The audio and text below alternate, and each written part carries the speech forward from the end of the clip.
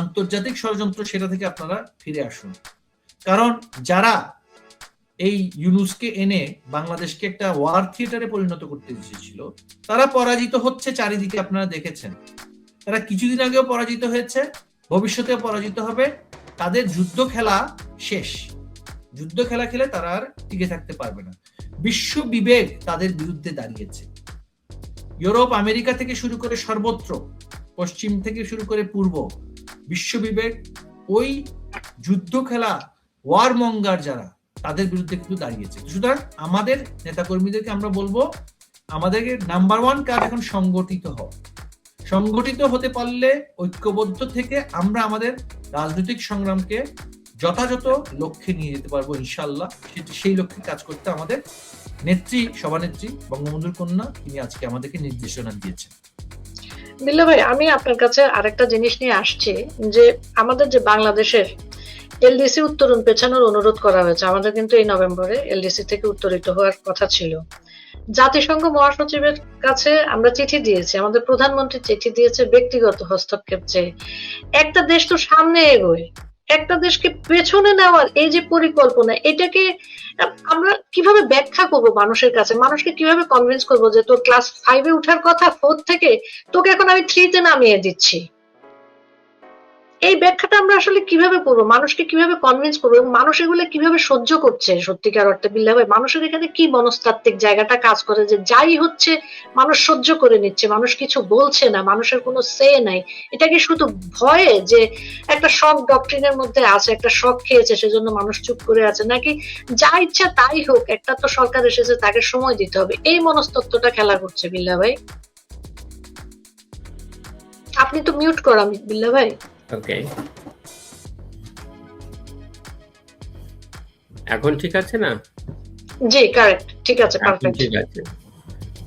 এটা ওই এই বিতর্ক কিন্তু ওই সাইফুর রহমান সাহেব যখন অর্থমন্ত্রী ছিল তখন থেকে এই বলে যে আমরা যদি এলডিসি থেকে উত্তরণ করি তাহলে আমাদেরকে আর ভিক্ষা দেবে না। মনে আছে আপনার সেই বিখ্যাত উক্তি? মনে আছে, মনে আছে, জি। তো এইটা তো একটা সরকারের অ্যাপ্রোচের ব্যাপার। শেখ হাসিনার অ্যাপ্রোচটা কি? শেখ হাসিনার অ্যাপ্রোচ হচ্ছে বাংলাদেশকে মর্যাদার সাথে ওয়ার্ল্ড প্ল্যাটফর্মে, গ্লোবাল প্ল্যাটফর্মে তিনি উপস্থাপনা করবেন এবং করেছেন। Look at the leader. আপনি যদি ট্রিপসের কমিটমেন্ট গুলো দেখেন, ফার্মাসিউটিক্যাল পেটেন্টের গুলো দেখেন, Sheikh Hasina has a very distinctive role she has played. এমনকি এই যে আপনার করোনার সময়ে টিকা, ওয়ার্ল্ড হেলথ অ্যাসেম্বলিতে পৃথিবীর লোকজন বিনামূল্যে আপনার ডেভেলপিং কান্ট্রিগুলোকে টিকা দেবে। It is her diplomacy. এবং তৃতীয় বিশ্বের দেশগুলো যে পাবলিক ইন্টারেস্ট ক্লজের সুবিধা পাবে ট্রিপসে, যেটা নাকি আপনার ওই আমির খসরু মাহমুদ যে বাণিজ্য মন্ত্রী ছিল, এখন নোফেলবেড়া এলাকার লোকের, ওই 94 সালে এই চুক্তি ইয়ে বোঝে নাই, বলে যে আমি তো এটা টের পাই নাই। ঠিক আছে না? তো একটা দেশের, এটা শেখ হাসিনা খুব গুরুত্বপূর্ণ একটা কথা বলতেন, মানুষজন খেয়াল করে না যে উনি কোন কথাটা গুরুত্ব দিতে হবে সেটার উপরে গুরুত্ব দেয় না। People have learn to emphasise on wrong messages. খুব দারুণ একটা কথা বলতেন শেখ হাসিনা। মাঝে মাঝে বলতেন যে কোনো দেশের নেতা যদি সিদ্ধান্ত নিতে ভুল করে, সঠিক সময়ে সিদ্ধান্ত নিতে ভুল করে, তার মাসুল সেই জাতিকে দিতে হয়। আপনি ওয়ার্ল্ড নেটওয়ার্কিং এ যুক্ত হবেন, বললো যে আমাদের নাকি সার্বভৌমত্ব চলে যাবে। মনে আছে আপনার? বাংলাদেশ কত পিছিয়ে গেল। তো সেই জন্য যে এই যে আপনার এলডিসি থেকে উত্তরণ, রোল নম্বর 46টা দেশ তো এই উঠানামা করে আর কি, আপনার সেখান থেকে আপনাকে রোল নম্বরটা একটু সামনের দিকে যাবে, যে you are in a process. তো it needs courage to take this decision. সেই কারেজটা হতে হয় কি, সেটা একজন দূরদর্শী রাজনৈতিক নেতৃত্বের পক্ষে সম্ভব। একজন নেতা বা নেত্রী যিনি দেশকে ওন করেন মর্যাদার সাথে, ডিগনিফাইড পজিশন, সেটা যিনি ওন করেন, তাহলেই কেবলমাত্র এই ধরনের সিদ্ধান্তগুলো নেওয়া সম্ভব। আমি আর একটা উদাহরণ দিই আপনাকে কনভিন্স করার জন্য। সেটা হলো সমুদ্র যে বাউন্ডারি ডেলিমিট করতে হবে মায়ানমারের সাথে আর ইন্ডিয়ার সাথে, শেষ হয় না। নানান কথাবার্তা হয়, 40 বছর যায়, 50 বছর যায়, কথা হয় না। এই যে 1982 সালের কনভেনশন, এটা শেখ হাসিনা হচ্ছে অনুসমর্থন করছে 2001 সালে, আবার মাঝখানে নাই, নোবডি টকস অ্যাবাউট ইট, মাঝখানে নাই। শেখ হাসিনাকে ক্ষমতায় আসতে হয় যে 2009 সালে রাজনৈতিকভাবে সিদ্ধান্ত নিতে হয় যে I am to drag out Myanmar to the ইটলস Hamburg Germany, so it needs courage.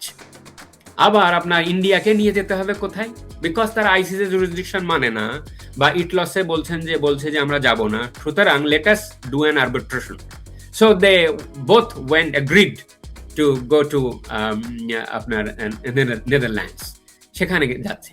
তো ইট নিডস কারেজ। এইভাবে আপনি দেখবেন যে সকল সিদ্ধান্ত নেওয়া হয় এটা কখনোই সম্ভব না অন্য কোনো নেতাদের পক্ষে। এগুলো আপনি ভাবলে, মানে খুব সময় নিয়ে ভাবতে হবে, না ভাবলে আপনি ক্যাজুয়ালি আপনি এগুলোকে রুল আউট করে দেবেন।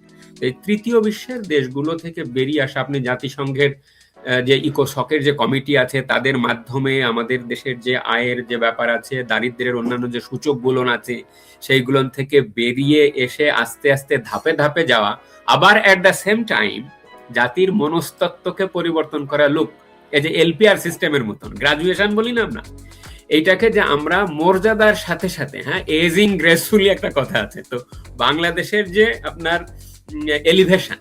এলিভেশনটা আস্তে আস্তে, আপনি যদি দরিদ্র আরো 5 বছর থেকে যান তাহলে আপনি 36, তাহলে আপনার ভীষণটা যে আপনি 41, 50, 71 এবং 21 সাল ডেল্টা অর্জন করবেন, এই ভীষণটা শেখ হাসিনা ছিল, যেটা অন্যদের নাই। সুতরাং তারা এই ধরনের কথা বলতে পারেন। So it depends upon the approach and ideology of a political party and what kind of economic vision are you giving। এবং সংসদে বক্তৃতায় আপনার দরিদ্র বিমোচনের যে সকল ভিশনের কথা শুনতেছি, ইউনূসের কথা তো এতদিন ধরে শুনে আসলাম, আবার নতুন আর এক ধরনের থিওরি দেখলাম। তো সেইখানে এগুলো ওয়াল আর বাজওয়ার্ডস, but at the end of the day you will see that it is Sheikh Hasina's vision of poverty alleviation, যেটা বাংলাদেশের দারিদ্র হার কি করছে, কমিয়ে যাচ্ছে, যেটা তিনি কমিয়ে রেখে গিয়েছিলেন গত 1-1.5 বছরে, আবার সেটা বেড়ে গেছে, ওয়ার্ল্ড ব্যাংক স্বীকার করছে। তো সেই জন্য আমি এটাকে একদম একটা মানহীন একটা সিদ্ধান্ত বলে মনে করি, এবং বাংলাদেশ রাষ্ট্রকে আত্মমর্যাদাশীল জাতি থেকে ভিক্ষুকের জাতিতে পরিণত করবার জন্য ইউনূস যে আপনার ক্যালকুলেশনসটা করে গেছে, সেই ক্যালকুলেশনসটাকে আরেকটু এগিয়ে নিয়ে যেতে যাচ্ছে। বিল্লা ভাই, আপনার কথাটা আমি বুঝতে পারলাম যে আমাদের যেন ভিক্ষুক নামে একটা পরিচিতি হয়, সেটার জন্য তারা জোর জবরদস্তি করে কাজ করে যাচ্ছে। আসলে আমাদেরকে ভিক্ষুক জাতি হিসেবে তারা পরিণত করতে চায়, এবং এটা আমরা শুধু বলি যে ইউনূসের প্রকল্প ছিল, আমরা দেখতে পাচ্ছি যে এটা সত্যিকার অর্থে ইউনূসের এক্সটেনশন 2 চলছে, তাই না? ইউনূস তো যায় নাই, ইউনূস কাগজে কলমে না থাকলে ইউনূসের সকল মিশন আরেকজন বহন করে নিয়ে যাচ্ছে। এই যে ইউনূস ও তারেক জিয়ার যে যৌথ প্রকল্প, এখন তার নাম তারেক রহমান সত্যিকার অর্থে, এই যে যৌথ প্রকল্প, এই যে যৌথ প্রকল্পে আওয়ামী লীগকে নিষিদ্ধকরণ করছে, যেন দেশের সবচেয়ে বড় সমস্যা হচ্ছে গিয়ে আওয়ামী লীগ, এদিকে তেল নাই। আমি সকালবেলা উঠে, নফেল ভাই, আমার চোখে পানি চলে এসেছে, আর সবাই ভাববে যে আপা আবেগ দেখাচ্ছে। এই যে ছোট ছোট বাচ্চা, এদের কোনো মানে 9 মাস 6 মাসের বাচ্চা না, কোনো কিছু হচ্ছে নাকি, এদেরকে আমরা এই যে পরিকল্পিত ভাবে মৃত্যুর দিকে ঠেলে দিয়েছি, এবং এক একটা পরিবার এবং মা গুলা, নফেল ভাই, কিভাবে কান্নাকাটি করছে এটা কিন্তু চোখে দেখা যায় না। একটা বাচ্চা 9 মাস গর্ভে ধারণ করা, তাকে পেলে পুষে আনা, সেটা একটা মা জানে। সেটা সে যে শ্রেণীর মা হোক, সে বস্তির মা হোক, সে মিডল ক্লাসের হোক, সে আপার ক্লাসের হোক, সে জানে তার সেই প্রক্রিয়াটা। এই যে বাচ্চাগুলা বিনা অপরাধে, বিনা চিকিৎসায়, বিনা টিকায় মারা যাচ্ছে, এ নিয়ে আমি একটা শব্দ এখন পর্যন্ত, সে যে সরকারই হোক, যে আমলের সরকার হোক, সেটা ইউনূস সরকার হোক, সেটা এই তারেক রহমানের সরকার হোক, তাদের একটা দুঃখ পর্যন্ত প্রকাশ করতে শুনি নাই যে বাইরে আমাদের ভুলের কারণে, আমাদের লুটপাটের কারণে, টিকা না কেনার কারণে আজকে এই অবস্থা হয়েছে। এই বাচ্চাগুলোর জন্য তাদের কোনো দরদ নাই, কোনো শব্দ নাই। তো এরা কি সত্যিকার অর্থে সরকার? এর থেকে তো যে কোনো মাফিয়াও মনে হয় ভালো, নফেল ভাই। দেখুন, এরা আসলে মাফিয়াই, এরা হচ্ছে এনজিও ব্যবসায়ী মাফিয়া। ইউনূস সরকার যেই প্রক্রিয়া শুরু করেছিল বাংলাদেশে, যে তার তো যে পলিসি নিজস্ব যে প্রতিষ্ঠানগুলোর ক্ষেত্রে, সে চেয়েছিল বাংলাদেশ হবে ওই aid dependent, not trade dependent. Masum ভাই যে কথাগুলো বলছিলেন, যে আমাদের নেত্রীর যে ভিশন ছিল, আমরা আপগ্রেডেশন শুধু হবে না, আপনি একটা দেশ যখন তার ক্রেডিট ওয়ার্দিনেস বাড়ে, এলডিসি তে সে উত্তরণ হয়, তখন গ্লোবাল ফাইন্যান্সিয়াল মার্কেট থেকে তখন সে বন্ড ইস্যু করে যেই রেটে সে ইনভেস্টমেন্ট আনতে পারে দেশের জন্য, পাবলিক স্পেন্ডিং করার জন্য, সেই যে একটা মানে আউটলুক যে আমি গ্লোবাল ফাইন্যান্সিয়াল সার্ভিসের সাথে কানেক্টেড থাকবো, আমি লো প্রাইসে আমি কমার্শিয়াল মার্কেট থেকে আমি লেন্ডিং করব, আমাকে আরো বন্ড ইস্যু করেও দরকার হলে আমি ইন্টারন্যাশনাল মার্কেট থেকে বড় করব এবং মানুষের জীবনযাত্রার মান উন্নয়ন করব। এইটা বনাম ইউনুসের যে দর্শন, দারিদ্র বিক্রি করা। ইউনুসের দর্শন দেখবেন দারিদ্র বিক্রি করে নিজের পকেট ভরানো। সে তো গ্রামীণ ফোনের লাইসেন্সটাও তো নিয়েছে আমাদের নেত্রীর কাছে দারিদ্র বিক্রি করে। সে বলেছে দরিদ্র মহিলাদেরকে আমি ফোন দেব, সেই ফোনের ব্যবসা তারা করবে, কলের ব্যবসা করবে, তাই আমাকে একটা লাইসেন্স দেয়। তো সেটা বলে সেই লাইসেন্সটা নিয়ে সেই লাইসেন্সটা টেলিনরের কাছে 70%, 60% বিক্রি করে নিজের পকেটে 30% রেখে আবার টেলিকম ট্রাস্ট বানিয়ে সেখান থেকে সে বেনিফিট খাচ্ছে, ডিভিডেন্ড খাচ্ছে, সেই ডিভিডেন্ডের উপর ট্যাক্সও দেবে না। এটা ছিল তার দর্শন। আর একই ধারাবাহিকতায় আপনি যদি বিএনপির যে পলিটিক্যাল ফিলসফি দেখেন বা স্টেট ফিলসফি, সেখানে তো তাদেরও এই ধরনের একটা চিন্তা ছিল যে আমি এখন, তারা দায়িত্ব নিয়েছেন শুরুতেই সমালোচনা দিয়ে পর্যুদস্ত করার পক্ষপাতী নই, কিন্তু পূর্বের ইতিহাস আমাকে কিন্তু বারবার নিরুৎসাহিত করে। সাইফুর রহমান সাহেবের যেটা একটা সময় যে রাজনীতিটা ছিল, মানে পলিটিক্যাল মানে ইকোনমিক ডিপ্লোমেসিটা ছিল কি, প্যারিসে যাওয়া হতো, প্যারিস কনসোর্টিয়াম ডিসিশন নিত বাংলাদেশে কত টাকা এইড দিবে, সেই এইডের উপর ভিত্তি করে আমরা একসময় বাজেট করতাম। আর আমাদের নেত্রী সর্বশেষ বাজেটের 10% অনলি ছিল এইড ডিপেন্ডেন্ট, বাকি পুরোটাই কিন্তু সেলফ সাফিসিয়েন্ট। 7 গুণ বৃদ্ধি করেছেন বাংলাদেশের সক্ষমতা, মানে অর্থনীতিটা বেড়েছে বলে তো সরকারের সক্ষমতা বেড়েছে 7 গুণ। তো এইটা সেখান থেকে আমরা একটা এখন মানে দারিদ্রতা না, শুধু দুর্ভিক্ষের আলোচনা আসছে। এখন আলোচনা আসছে মধ্যপ্রাচ্যের দেশগুলো থেকে যাকাত ফিতরা সদকা আকারে নিয়ে এসে আমাদের দেশে চলতে হবে। জামাত ইসলামী তাদের অর্থনৈতিক দর্শন দিচ্ছে, আমরা ক্ষমতায় গেলে অনেক দান দক্ষিণা আনতে পারবো।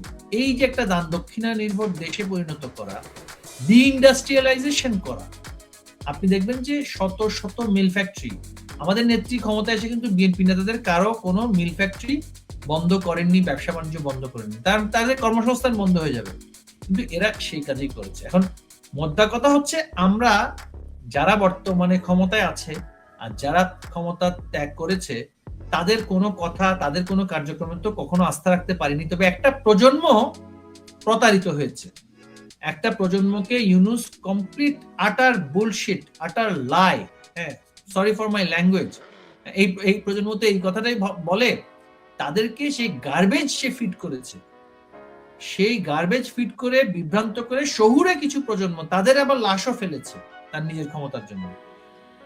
আনফরচুনেটলি একই প্রজন্ম এখন কিছুটা আরো বিভ্রান্ত হতে পারে এরা যারা আছে তাদের দিকে।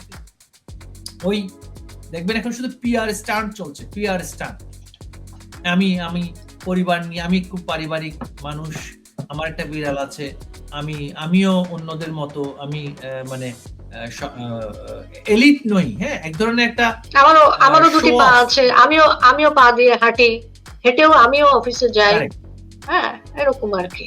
এই যে এইগুলো হচ্ছে আসলে কিছু, আমি বলবো স্টান্ট দিয়ে কিন্তু রাষ্ট্র চলে না। এগুলো স্টান্ট দেয়াটা সেগুলো মানায় কোথায়, যেখানে রাষ্ট্রের প্রতিষ্ঠানগুলো অনেক শক্তিশালী, অনেক বেশি উন্নত, সেখানে শুধু আপনি অ্যাক্টিং করেই চলতে পারেন। যেমন আমি বলি কানাডা বা ইউএসএ বা আমি বলবো ইউকে, সেখানে রাষ্ট্রের প্রতিষ্ঠানগুলো খুবই উন্নত, মানে সেন্ট্রাল ব্যাংক তার নিজস্ব মনিটারি পলিসি, ফিসকাল পলিসি তারা ডিসাইড করে, ইন্টারেস্ট রেট তারা ডিসাইড করে, সেখানে প্রধানমন্ত্রীরা একটু নাটক করেই চলে, হ্যাঁ। জাস্টিন ট্রুডোকে দেখবেন এক ধরনের একটা ফ্যাশন ট্রেন্ড, সেটা নিয়ে নিজেকে প্রজেক্ট করতো, অনুরূপ ভাবেই আমরা অন্যান্য এই পশ্চিমা দেশগুলো তো দেখেছি, সেখানে এটা মানায় কেন, রাষ্ট্র সেখানে অনেক শক্তিশালী, প্রতিষ্ঠানগুলো অনেক বেশি, অনেক মানে ডেলিভারেবল তাদের অনেক আছে এবং তাদের নিজস্ব একটা ক্যাপাসিটি আছে, সেখানে এটা মানে। আমাদের দেশে যেখানে রাষ্ট্রপ্রধানকে প্রতিনিয়ত প্রত্যেকটা ফাইল, প্রত্যেকটা আইন, প্রত্যেকটা সিদ্ধান্তে মনোযোগী হতে হবে, সেখানে নাটক করে রাষ্ট্র চালানো যায়। নাটক করে রাষ্ট্র চালানো গেলে আমাদের নেত্রীর পক্ষে তিনি কিন্তু একজন ব্যক্তি সোজা সাপটা, ব্ল্যাক এন্ড হোয়াইট। হ্যাঁ, তিনি রাষ্ট্রটাকে ওভাবে চালিয়েছেন বলেই 15 বছর মানুষের সমর্থনে সেখানে ছিলেন। নির্বাচন নিয়ে আপনি অনেক অভিযোগ, সমালোচনা, আলোচনা থাকতে পারে, মানুষের মানে সমর্থন শেষ দিন পর্যন্ত ছিল, কিন্তু ষড়যন্ত্রের কাছে পরাজিত হয়েছে। এখন সামনের দিকে কি হতে পারে? সামনের দিকে আমাদের সকল নেতাকর্মীকে আমি বলবো, এই সমস্ত পিআর স্টান্ট, এই সমস্ত ব্যাড পলিসি, এই সমস্ত যেগুলো কোনো আউটকাম নেই, হ্যাঁ, কোনো আউটকাম বেসড পলিসি না, শুধু সুপারফিশিয়াল কিছু ট্রেন্ড দেখিয়ে রাষ্ট্র চলতে পারে না। আপনাকে সেগুলো ঠিক করতে হলে, যদি if you are really sincere, আপনি রাষ্ট্রীয় দায়িত্ব নেওয়ার পরে আপনি যদি ওভাবে সিনসিয়ার হতেন, সবার আগে আপনি কি করতেন? আপনি বিজনেসম্যানদের মনে আস্থা আনার জন্য বলতেন যে we need everyone in the country. Awami League, BNP যারা যারা আছে, মানবাধিকার আমরা সমুন্নত রাখবো, রাজনৈতিক অধিকার আমরা দিব, সবাই কারামুক্ত হবে, সকলের ব্যবসা প্রতিষ্ঠান পেশা রাষ্ট্র রক্ষা করবে।